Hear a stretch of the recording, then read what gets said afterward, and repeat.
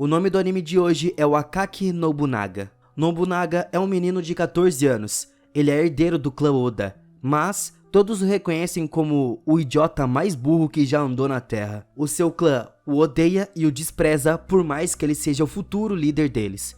Então, eles lhe traem e ele precisa se tornar o Lorde da guerra mais forte que já existiu. Nos últimos quase 60 anos, o Japão foi formado por um ciclo de várias guerras civis e violência. A história começa em uma manhã no castelo em Nagoya. O Oda Nobunaga, de 14 anos, acorda do seu sono e escuta um dos seus empregados. O nome dele é Tsuneoki. Todos desprezavam ele por causa da sua personalidade despreocupada e a tendência de falar apenas a verdade. Ele está sempre procurando problemas e constantemente assumindo riscos para atingir os seus objetivos, sendo apelidado de tolo. Os dois cavalgam para o oeste em direção à ilha de Tsushima. Lá, eles encontram seus amigos que planejam roubar um pacote dos seus carrinhos que a tripulação do cais está estocando. O grupo se distrai e foge com o pacote sem ser notado. Um dos seus amigos, que se chama Hokuro, dá a ele um símbolo em troca da sua ajuda e o jovem senhor e o seu empregado deixam a ilha. Assim que eles chegam de volta ao castelo, o seu empregado o confronta sobre a posse do raro token que ele ganhou há alguns dias atrás. Aparentemente o seu irmão mais novo, Nobukatsu, o delatou, mas felizmente o Nobunaga chega e o salva da situação. Mais tarde naquele dia, os dois voltam para Tsushima para contar a Hokuro que foram descobertos e que não vão mais poder fazer essas coisas. Mas o Hokuro pede a ele uma última vez para ajudá-los. Mas, antes que eles possam começar a sua missão, soldados desconhecidos chegam e os atacam, nocauteando o Nobunaga.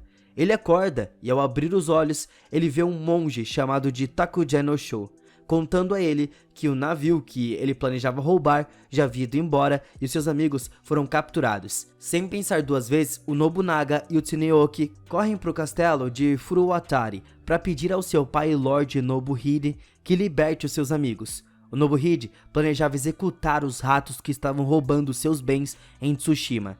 Ele usa um mosquete e dispara um único tiro perto dos prisioneiros para mostrar as suas intenções. Ele diz ao Nobunaga que é seu herdeiro, que ele não pode ter laços com ladrões, dizendo a ele que ele vai ter que se matar se continuar fazendo amizade com eles. O Hokuro ri enquanto o Nobuhide aconselha o seu filho. Ele diz que ele nunca conheceu o Nobunaga antes. Assim que o Nobuhide estava prestes a puxar o gatilho, o Nobunaga coloca o dedo no mosqueiro, avisando ao seu pai que se ele atirar, a bala vai explodir na cara dele. Mas o seu pai argumenta que o Nobunaga também vai se machucar, desafiando a sua determinação. O Nobunaga não é influenciado e, com um olhar de fogo nos seus olhos, ele diz ao seu pai que prefere se machucar do que ver seus amigos serem mortos. Dessa maneira, o Nobunaga consegue convencer o seu pai e ele ri da execução. Ele designa seu próprio filho para cuidar dos chamados ratos e até ele dá um mosquete de presente. Depois que seu pai sai, o Nobunaga cai de joelhos e fica muito aliviado. Ele por um momento pensou que estava se matando, mas as suas ações e palavras corajosas e imprudentes funcionaram no final. Agora era a hora do casamento arranjado do Nobunaga. O monge diz a ele que ele vai se casar com a filha do Saito Douzan, a famosa Lady Kisho. Isso choca ele, pois significava que seu sogro será do clã Víbora de Minou. O Nobunaga se casa com a Lady Kisho. Mais tarde naquela noite, o Sho diz ao Nobunaga que a Kisho é um assassino, e o monge revela que esse não era o primeiro casamento dela, e que seja lá qual seja o seu caminho que ele escolher, será muito difícil para o clã Oda. Mais tarde, o Nobunaga encontra Kisho com o seu criado e a convida para acompanhar ela em uma caminhada. O casal recém-casado vão andando e o Nobunaga diz logo de cara a ela que a sua morte provavelmente causará mais problemas pro clã e não vai trazer muitos benefícios. Ao escutar isso, a Kisho aponta sua adaga para sua própria garganta. Mas o Nobunaga a desarma, dizendo a ela que ela não deveria se matar só porque falhou em matar ele. Ele acrescenta que ela deveria valorizar a sua vida mais do que o seu próprio pai pensa, ela deveria pensar nela. Antes que a noite acabe, o Nobunaga aceita ela como a sua esposa oficialmente, garantindo a ela uma aliança, e isso vai beneficiar os dois clãs. O Tsuneoki confronta o Nobunaga e pede que ele vista o seu pai doente, mas o Nobunaga argumenta que a sua visita pode fazer com que o seu pai perca toda a vontade de lutar contra a doença e morra logo. Alguns meses depois, o pai do Nobunaga sucumbiu à doença e morreu. O Nobunaga não compareceu ao funeral. Nos últimos anos, ele vem percebendo a sua posição. Agora, ele é o líder do clã e tenta pensar como pode cuidar do seu povo, mas a sua família não sabe dos seus pensamentos e isso resulta em um ódio ainda maior pra cima dele. Até mesmo seu irmão fica assim. Ele recebeu um convite para se encontrar com o Saito Dozan. Ele é o pai da Kishou e eles foram para um local seguro. Ele descobriu que a Kishou foi criada em uma vila ninja e só revelou ser a filha dele quando ela tinha a idade certa. O Nobunaga e Tsuyoki discutem a sua estratégia para sobreviver ao encontro, dando a Maeda Toshie um empregado do Nobunaga, além de 600 soldados para ele comandar e protegê-lo. Mais tarde, o irmão mais velho da Kishou, que se chama Yoshitatsu, lhe envia um presente. Era um kimono com um desenho de um pavão. Finalmente estava tudo pronto e chega o dia da reunião. O Nobunaga aparece na frente do Saito Dozan pela primeira vez. O Nobunaga conta a ele sobre as suas políticas e garante ao Dozan que ele vai ser beneficiado se ele se aliar ao seu clã. Então, ele convoca sua esposa Kishou, vestida com o kimono com o desenho do pavão. O Yoshitatsu se levanta e repreende a Kishou, dizendo a ela que os pavões simbolizam desrespeito, pois são inimigos naturais das víboras, que era o símbolo da família. Ao fazer isso, ela basicamente se apresentou como inimiga do seu pai, a víbora. O Nobunaga contesta o argumento do Yoshitatsu, dizendo ao Dozan que o pavão estava se curvando para ele, o que significava que até mesmo seus inimigos prestam respeito a ela. E a Kishou estava impressionada e não esperava que o Nobunaga lidasse com a situação de uma forma tão eficaz. A Kishou percebe um assassino por perto e rapidamente protege o seu marido da visão do assassino fingindo dançar. O assassino solta a flecha, mas erra o Nobunaga. O Yoshitatsu ordena que seus soldados se envolvam e protejam o Nobunaga. Mas a companhia de mosqueteiros do Toshie chega a tempo, dando checkmate nas forças dos inimigos. O conflito termina com o Nobunaga perdoando o clã Víbora e os dois formam uma aliança, jurando proteger as costas um do outro. O Nobunaga envia cartas ao seu irmão, ansiando por uma resposta e por vê-lo. Ele recebe uma carta de volta perguntando se ele quer alguma coisa para o seu próximo aniversário. Mas antes que ele possa responder, o filho do Lorde Protetor de Owari chega ao seu castelo pedindo abrigo. O dever do Nobunaga é proteger a criança, e então ele citou ao Kiyosu, o quartel-general da sua linha principal fica preparado. Então Nobunaga envia uma carta pedindo ajuda do seu irmão Nobukatsu. No entanto, a luta se arrasta e eles recebem uma palavra do Nobukatsu.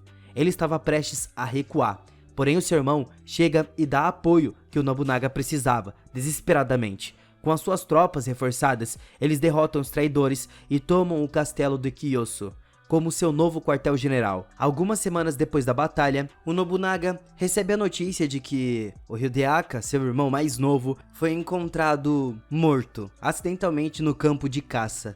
O Nobunaga reúne seus soldados para jurar vingança, pedindo ajuda do seu irmão mais velho. Mas a ajuda não veio. O Nobunaga estava muito focado no seu trabalho como líder do clã e não tem tempo para falar com decisões baseadas em emoções.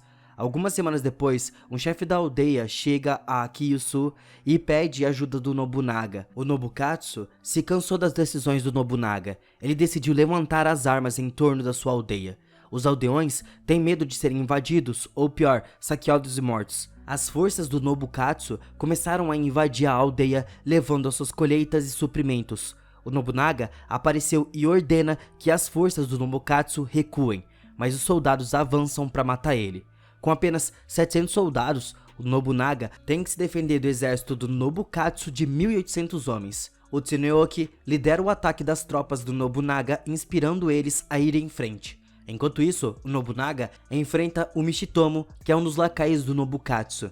Ele diz ao Nobunaga que eles não vão deixar a defesa de Owari para alguém como ele. Assim, o Nobunaga deixa suas emoções de lado e rasga o lacaio matando ele. Com a morte do Mishimoto, as tropas inimigas se espalham como moscas e fogem do campo de batalha. O Nobukatsu vê o seu irmão e avança, levantando a sua lâmina. O Nobunaga grita e pergunta por que ele estava agindo como inimigo, mas o seu irmão não para de avançar. Mas antes que o Nobukatsu pudesse se aproximar, o Toshie arremessa uma lança na sua direção e assusta o cavalo dele, fazendo ele cair no chão. Isso permitiu que o Nobunaga conseguisse capturar ele e prender. A mãe deles implora ao Nobunaga que seja indulgente com a sua sentença, mas Nobunaga já considerou as decisões do seu irmão e decide tomar a melhor atitude para o clã. Assim, ele passa a perdoá-lo por seus crimes. Mais tarde, Nobunaga pergunta a Kishou como ela estava se sentindo. Ela confessa que estar com ele não parece certo e argumenta que a Tsuno é muito mais adequada para ser uma noiva do que ela. Dessa maneira, durante a noite, ela deixa o castelo. Assim, alguns dias depois, a Tsuno, que é a moça por quem o Nobunaga estava apaixonado, chega ao castelo, revelando que a Kishou pediu para ela ser a esposa do Nobunaga. A Kishou é infértil, o que representa um problema para o futuro clã. Eles precisavam de herdeiros, tem que ter filhos. Nem mesmo uma semana se passou desde a chegada da Tsuno, quando o Tsuneoki de repente é capturado. O Nobunaga reúne as forças para resgatar ele, e ao longo do caminho eles encontram o Shibata Katsui. Esse é um dos lacaios do Nobukatsu. Ele diz que estava esperando por ele. Então Nobukatsu apareceu e garante ao Nobunaga que eles ainda não tiraram a cabeça do Tsuneoki, pedindo para ele ir ver com seus próprios olhos. O Nobunaga confronta seu irmão e o Nobukatsu responde perguntando por que ele não compareceu aos funerais do seu falecido pai e do seu irmão mais novo. O Nobunaga diz a ele que fez o que seu pai faria como líder do clã, mas a resposta não satisfaz o seu irmão, que já estava muito bravo. Ele pega sua katana e luta contra o Nobunaga, dizendo que ele privou ele do seu orgulho de guerreiro por não lhe dar nenhum tipo de punição.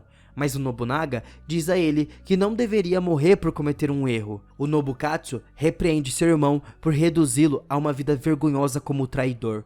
O Nobukatsu incita a raiva do Nobunaga, dizendo que o Tsuneoki estava morto. E isso deixa ele, de fato, muito bravo. Então, ele tira sua adaga e rasga o seu irmão. Nesse momento, chega o Tsuneoki e o Shibata. O Nobukatsu pede ao Nobunaga para culpá-lo por tudo isso e ele morre. O Shibata conta ao Nobunaga o que aconteceu. Era porque o Nobukatsu escolheu encontrar o seu fim do que viver em paz. Um ano depois, a Tsuno deu à luz ao primeiro filho do Nobunaga. O nome dele é Nobutada. Uma tarde, um monge viajante visita o castelo e oferece ao Nobunaga as suas mercadorias exóticas. Uma das mercadorias é um item de produção de incenso que alivia o estresse. O Nobunaga inala a fumaça e fica inconsciente. Aqui o monge estava prestes a matar ele, mas o Toshie o pega em flagrante e luta contra ele. Ele queria saber quais eram as verdadeiras intenções do monge, mas ele acidentalmente o mata. No dia seguinte, o Toshie explica ao Nobunaga o que aconteceu. Ele apresenta um grampo de cabelo como a arma do monge. Mas depois de discutir sobre a falta de provas, o Toshie, de uma forma voluntária, deixa o castelo para evitar que o Nobunaga assuma a culpa pela morte. O Takugen diz ao Nobunaga que as palavras do Toshie podem ser verdadeiras e que o traidor é o Shiba Yoshikane, um menino que o Nobunaga salvou antes. O Nobunaga confronta o Lorde Protetor, que mais tarde admite o crime. O banimento chega ao Shogunato pedindo ao Nobunaga que se explique pessoalmente. Assim o Nobunaga e os seus guardas camuflados viajam para a capital para buscar uma audiência com o Shogun. Mas, ao longo do caminho, eles encontram nada além de assassinos. Assim que recebem uma audiência, um bando de assassinos emergem da rua e encurrala eles. É uma armadilha, e os assassinos avançam com os guardas camuflados para interceptar eles. Assim que os assassinos cercam o Nobunaga, ele parece estar dominado. Mas a Kishou apareceu e o salva. Eles lideram rapidamente com os assassinos, matando um por um. A Kishou declara que o seu nome agora é Heijiru, enquanto Nobunaga reconhece a sua força e a convida para fazer parte dos seus guardas. O grupo então deixa a capital e volta para casa. Todas as conspirações que aconteceram desde que eles partiram para a capital foram rastreadas até Imagiwana. Tinha um general que estava planejando atacar Owari há muito tempo. Poucos dias antes da invasão, a Heijiru informa ao Nobunaga que avistou 10.000 soldados em Mikawa. O Nobunaga e suas forças se reúnem no templo de Zenshouji. colocando armadilhas para iludir seus inimigos, já que eles têm uma força muito maior do que eles achavam. No entanto, a Heijiru relatou que agora são 40 mil soldados. Mas o Nobunaga permanece positivo de que ele pode derrotar os seus inimigos combinando as suas forças restantes. Devido à grande força de Imagawana, os castelos do portão foram perdidos. O Nobunaga desapareceu e o Tsuneoki pede a Heijiru para ajudá-lo a encontrar o seu chefe. O Toshie, mais tarde, encontra o Nobunaga no santuário de Atsuta. Ele estava planejando um sacrifício para salvar o seu povo. O Toshie não percebe e anuncia que estava pronto para dar a sua vida em nome do seu mestre. O Tsuneoki e a Heijiru chegaram ali, mas é tarde demais. As forças do Shibata chegaram. O Toshie pede que o Nobunaga não desista e encoraja ele a lutar contra o inimigo. Apesar de suas chances impossíveis de vencer, porque cada um deles estava disposto a perder as suas vidas a serviço do Nobunaga, ele volta a si ao ver a sorte jogando ao lado deles. Tinha uma chuva para cair. Então, ele abandona o seu plano de se sacrificar e lidera suas tropas em um ataque inabalável, em direção ao acampamento cujas tropas ficaram relaxadas na chuva e se acomodaram para descansar. O ataque surpreende a todos, inclusive os guardas de Imagawa. Os soldados são prontamente derrotados. O triunfo de Nobunaga sobre os Imagawa se torna um dos pontos de viradas mais importantes que marcaram o seu primeiro passo em direção à unificação do Japão.